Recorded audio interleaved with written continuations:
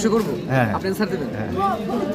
আচ্ছা, সেটা হচ্ছে এরকম যে আমরা কানাডাতে দেখি যে প্রচুর স্টোরে, গ্রোসারিতে এখানে সেখানে চুরি হয়, এবং এটা মানে এমন না যে মানে কোনো ব্যক্তি ইচ্ছা করে করে, এমন একটা আমি জানি যে এমন একটা গোষ্ঠী আছে যারা কাজে এটা এখান থেকে চুরি করবে ওখান থেকে চুরি করবে এমন।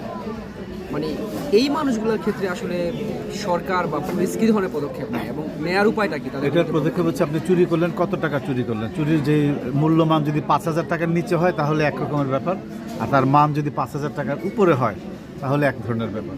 5,000 টাকার নিচে যেটা হচ্ছে থেফট আন্ডার বলি আমরা, লিগ্যাল টার্ম হচ্ছে থেফট আন্ডার। আন্ডার মানে হচ্ছে 5,000 টাকার নিচে। 5,000 টাকার নিচে সেটা 1 টাকা হতে পারে, 4,999 টাকা হতে পারে। যদি এটা তার প্রথম অফেন্স হয়, সে প্রথমবার চুরি করেছে, তা মাপ, ঠিক আছে। তারপরেও তাকে আবার সেকেন্ডবার যদি সে চুরি করে তখন সে কোর্টে যাবে এবং লয়ারের সাথে কথা বলবে, এবং তখন আমরা দ্বিতীয় স্টেপে যাব। আর সবচেয়ে বড় সমস্যা হচ্ছে তাকে ধরাটা, কারণ সে চুরি করে গেল, তাকে কেউ গতিরোধ করতে পারবে না। কারণ যে গতিরোধ করবে সে পার্সোনাল ইমপ্রিজনমেন্ট, উল্টো সে মামলায় পড়বে।